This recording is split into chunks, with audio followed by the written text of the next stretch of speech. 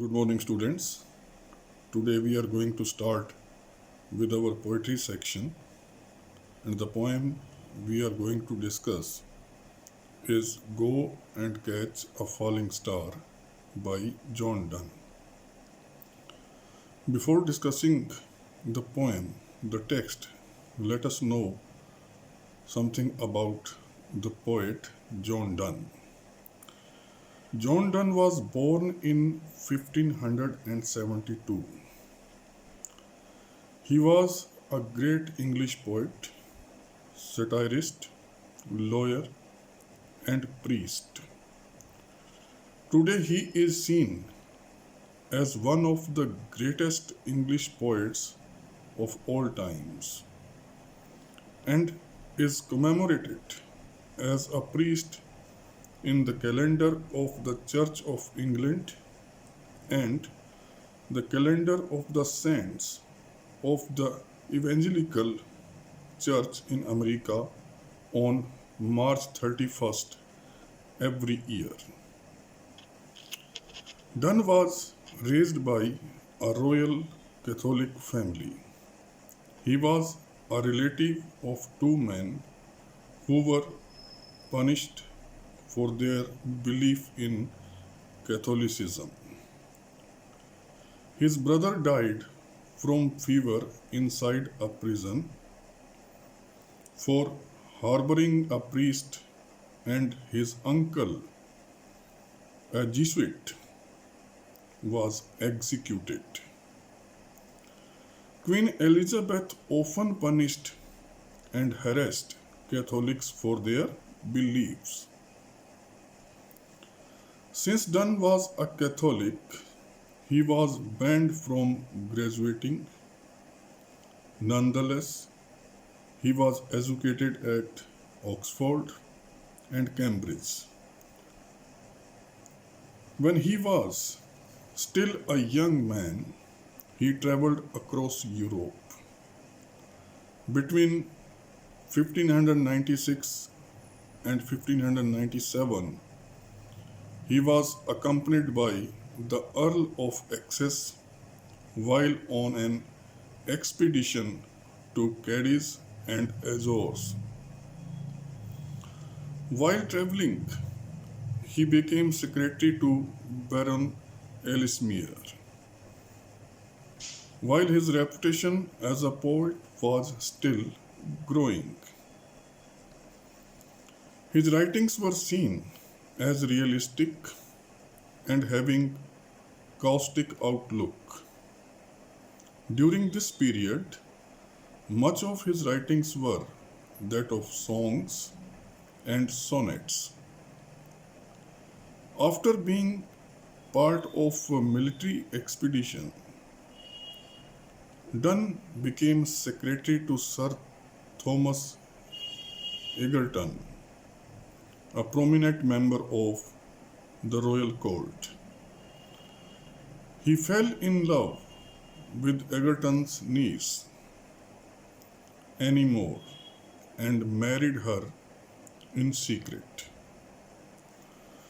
When her father found out about their marriage, he used his influence to imprison Donne and his two friends, one who presided over the wedding and the other acting as a witness. Egerton then fired Donne.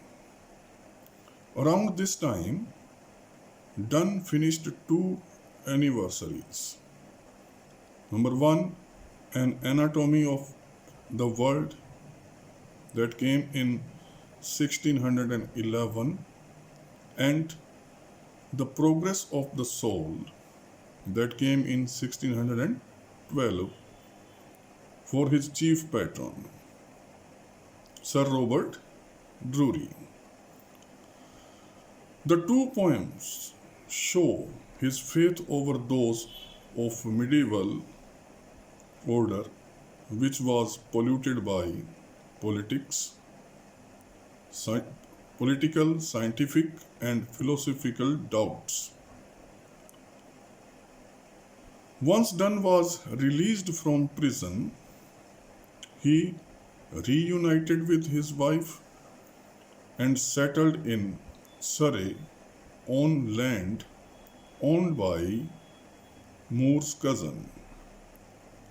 The couple struggled financially until Moore's father reconciled with them and gave Donne dowry for his daughter. As Donne's family grew, he was asked to seek favor from the king in 1610 and 1611. He wrote two anti-Catholic polemics. Ignatius, his conclave, which has the first English work to mention Galileo. King James was so pleased but refused to give financial offerings and instead gave ecclesiastical preferment.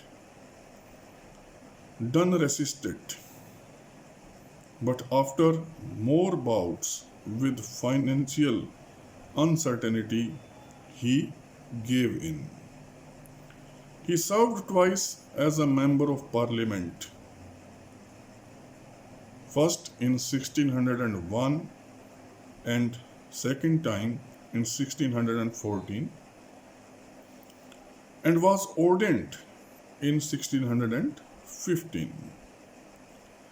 In 1617, Donne's wife died.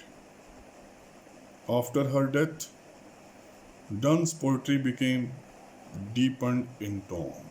After the death of wife, the tone of writing of John Donne, it became serious, especially seen in his holy sonnets. And this impact can be seen in the holy sonnets composed by John Donne after the death of his wife. Donne continued to write religious works until his death in March 31st, 1631. Throughout his life, he became known as one of the most eloquent preachers and was made Dean of St. Paul's during the last 10 years of his life. Donne's poetry is a classic example of metaphysical poetry. His poetry exhibits all the characteristics, features of this kind of poetry. All the characteristic features of metaphysical poetry, they are there in the poems of John Donne. For example, unusual verse form. The form of the poem, the form of the verse, it is not usual one, it is unusual. Complex figure of speech. Donne used in metaphysical style figure of speech. The use of figure of speech, it was not simple, it was not easy one. Complex figure of speech. Complex means using more than one figure of speech just to make clear one concept of his mind. Metaphysical conceit. This was another characteristic feature of the poetry that Donne used metaphysical conceit in abundance in his poetry. Learned themes. discussed according to eccentric and unexpected chains of reasoning. Further, it is about Donne that the themes he selected, they were learned one and discussed according to eccentricity and unaccepted reasoning. Whereas this poem is concerned, Go and Catch a Falling Star, in this poem also we find weird metaphors and cynicism. That's all about today's lecture.